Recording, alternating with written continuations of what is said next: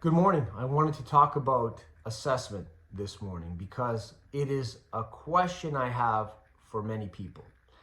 Because in physical therapy school, chiropractic college, acupuncture school, we learn physical assessment, right? We learn all of the tests, orthopedic tests. We learn MRSs, but we never learn when to use them in conjunction with the patient history. So practitioner, chiropractors at home, physical therapists at home, when do you decide to do MRSs? Or if someone presents with a shoulder problem, what tests do you do? There's 25, 30 or more orthopedic tests of the shoulder. How do you select it? And so once you do them, how do you move forward from there? Do you add in range of motion? Do you do muscle testing? And how about the research that says orthopedic tests are unreliable at best? Because they are. Granted, some are more reliable than others. Some have their place. How do you decide?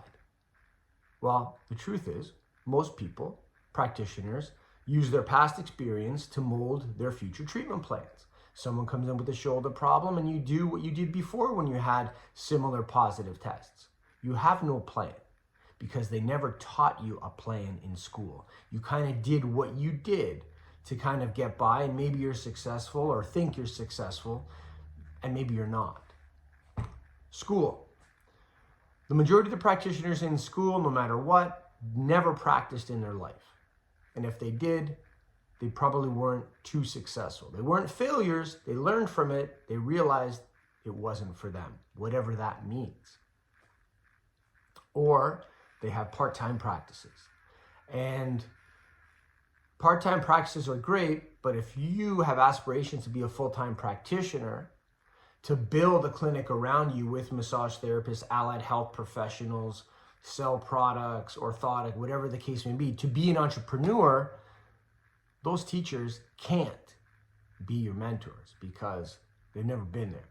You know, it's like wanting to be a gourmet chef and you're trying to learn from someone who is cooking eggs at a diner. There's nothing wrong with that.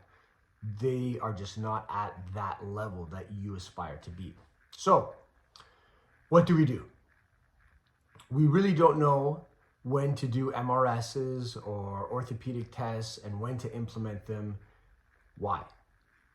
Because we don't have a system. You need a system in conjunction with your histories. People can say, well, I know when to use orthopedic tests.